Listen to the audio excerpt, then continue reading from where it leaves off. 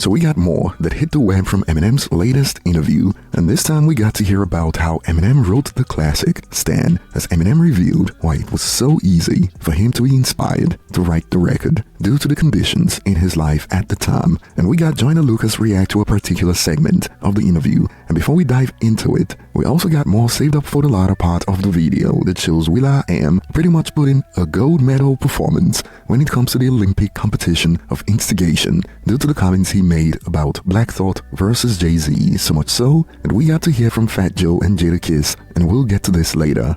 And starting with Eminem's latest interview, we got to find out some interesting details about where he was at in life when he wrote Stan. It was a surreal moment for me to write a song like that from the perspective of this is happening to me, the way I feel about Dr. Dre, LL Cool J, Tretch, Cool Big G Daddy Rap. Kane. Yeah, bro. The list goes on. The list goes on, yes. Redman. But it was crazy for me. It was crazy that shit was happening to me. So like trying to take it all in was really weird. Like I still was living at Kim's mom's house on Chalmers. I remember where I was at when I wrote the song. And it was just weird because like I hadn't moved and bought a house yet. Like my second album was out before I actually bought my first house. The fact to be in that position and to write a song from the perspective of like an obsessed fan like over me was crazy. But it was like, it was so fresh and it had just started happening. It was so weird for me to like be able to grasp. There's people like who like listen to my music and I'm impacting their lives to the point where that's kind of what was happening to me, was like meeting fans at shows and shit, after shows, standing in line, like that kind of shit was just like, these people are here to see me. It was fucking blowing my mind. But it was also like about how controversial my music was at that time. People taking the shit that I say so literal and thinking like, I'm really like this, the way I portray myself in my music and shit, like walking around like Slim Shady all day. Bitch. Right. What's up? Glad to meet you, bitch. What's up? Slim Shady would live for like 2 weeks. Yeah. Right. What's up, you asshole? They just walk up to people just 24/7, Slim Shady. However, it was the segment of the interview where Eminem spoke on meeting his rap heroes for the first time that would draw a reaction from Joyner Lucas. What is it like the first time you met someone you idolized? I think the first famous person I actually met, even before Dre, was Tretch. I met Tretch in Vegas. He was actually at a clothing booth. He was selling Naughty by Nature shit. Oh yeah, when they had he their took a picture with me and shit. Yeah, I was like, yo, he's one of my idols. And then I met Dre, and then I met LL. All that shit. You met him big. at a Foot Locker in a mall, right? LL was it? Yeah, I was buying clothes for the Just Don't Give a Fuck video shoot, and LL was in the Foot Locker by himself. Beverly Center. I was like, yo, I was with Curtis, and I was like, yo, it's LL Cool J. She's like, oh, I know him. What up, L? I was like, oh, fuck. And then we were standing in line and he quoted one of my lines to me. He said, yo, you said, how the fuck can I be white? I don't even exist. And I was like, yo, I walked out, bro. I was on cloud nine. I was like, what the fuck? That's incredible. We still get like freaked out when we meet people like LL Cool J, or when we see him like now. Like we know him fairly well at this point, but it's fucking LL Cool J. Yeah, it's still crazy weird. It's still like just being in the studio with Dre. It's still like the same like kind of weird feeling. Like I remember when I went to Interscope and Dre walked in, I was just like, at first I didn't know he was that tall, and I was like, what the fuck, bro? I almost shit on myself because I was like, is this shit real? Like, is this shit really happening? That was the moment that I was like, yo, this shit is like, shit just got real. It's always surreal to meet your heroes. This is fucking just so bizarre, and like there's so many things you want to say to them, but you don't want to seem like a stan. You know what I'm saying? You don't want the shit to get weird, but like, I mean, I still ask Dre to this day fan questions and shit, but it's still crazy for me, man. Now, as you heard, Eminem revealed that he met LL Cool J at a Foot Locker, and LL quoted his lyrics, and we got to hear a similar story from Joyner Lucas, who reacted with, "It is crazy how history repeats itself. First time I met Am was at a Royce the 5'9" video shoot. We crossed paths walking down the hall, and he stops me and says, yo, on that Sriracha record, how the hell did you do that fast part like that? Like, how did you come up with that? That was crazy, laughing emoji. I looked at homie like he had 5 heads. That's how our relationship started folded hands emoji. And I still find it hilarious that Skepta tried to clown Joyner Lucas for being inspired by Eminem, and he called him a black stan, when this man not only looked up to M, but also ended up working with Eminem, and Skepta tried to spin this as something negative, only for Joyner to flip it. And remember, Skepta also tried to create a narrative out of thin air about Joyner Lucas sounding like Eminem. Like how? But let's double check the ear. And under Joyner's post, we found an interesting exchange. It is crazy how you shame America by losing to Skepta, and also come out with an Eminem wannabe album.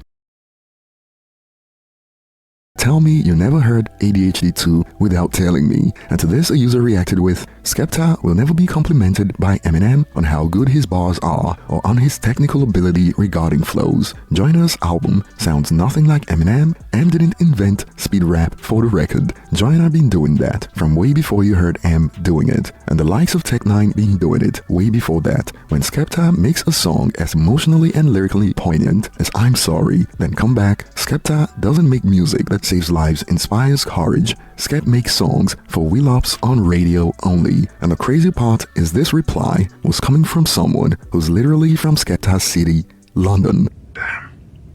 And moving on, Will.i.am pretty much instigated some drama when he was on Sway's Universe recently, and it sounds like he isn't a fan of Jay-Z's music. Black Thought is 1,000,000,000 times better than Jay-Z. 1,000,000,000? Trillion. What's your logic behind that? Seeing Black Thought, what he's capable of, just off the top. And yeah, Jay's off the top is dope too. Jay's dope, don't get me wrong. No. But Jay's already said everything that he's just regurgitating everything he's already said, including other rappers.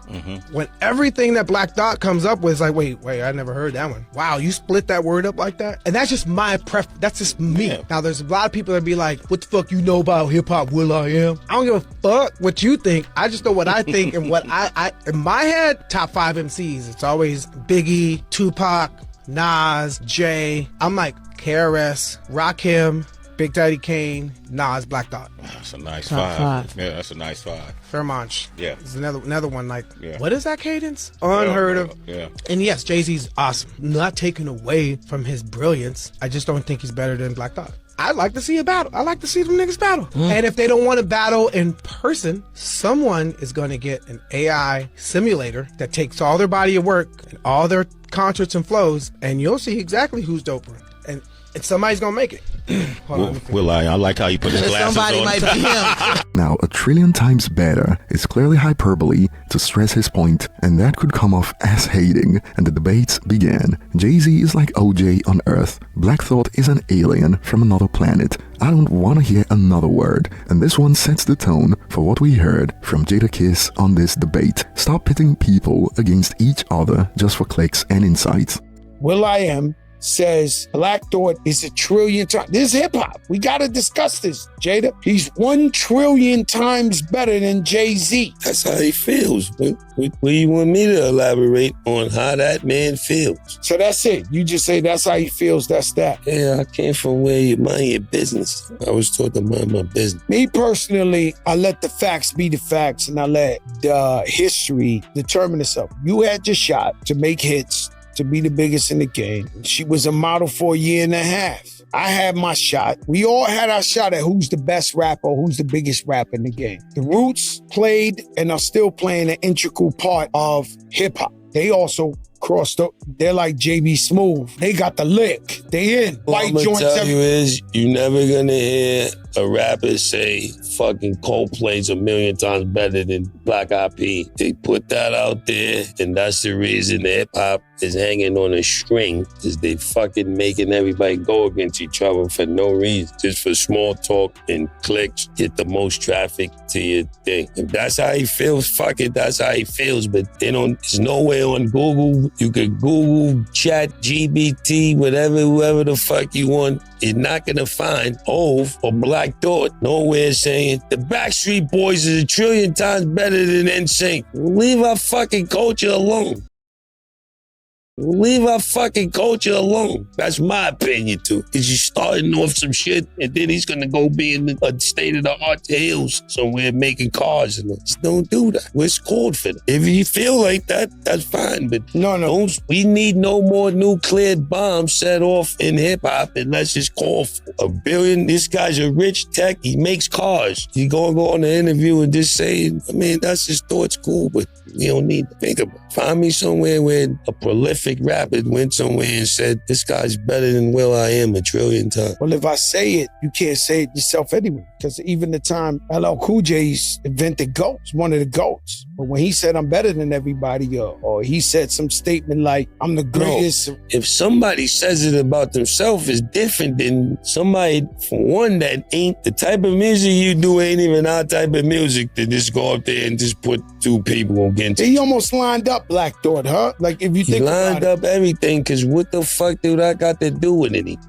And of course, while you'd find many posts like these, Thought will wash Jay easily. Anybody who can walk and chew gum knows this. The fact that Jadakiss pretty much said that Will.i.am should leave hip-hop culture alone and whatnot sparked new rounds of debates. Will.i.am is as hip-hop as it gets. He started battling, got in a group, and then went solo. And many users on social media didn't like that point from Jadakiss, laughing my freaking bum off. Will.i.am isn't the culture? I can see why Atlanta took hip-hop from New York City, laughing my bum off. The tunnel vision is insane, and we even got a whole essay addressing Jadakiss comments that paint Will.i.am as some outsider. Will.i.am is super hip-hop. Jada just yapping because he didn't like what he said, but Will might be more hip-hop than him, lol. That dude came from an East LA street crew who did breakdancing, graffiti, and ish, and he was signed to Ruthless Records as a teenager. People do this thing where they use what you do to try to categorize who you are. That ish failed miserably in this situation. Kiss should do his homework in the future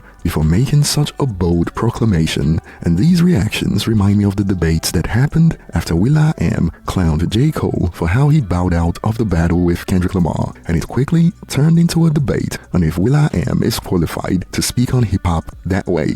And now we've even got some theories about why Jada discredited Will.i.am. Rock Nation produces the show, and it shows. And to be fair, it is true, Rock Nation, in collaboration with The Volume, are the producers of the Joe and Jada podcast. Now, I'm not agreeing with the tweet, I'm just verifying the claims, and I'll be looking forward to your thoughts on who is the better rapper between Black Thought and Jay-Z. Thanks for watching, and I'll see you on the next one.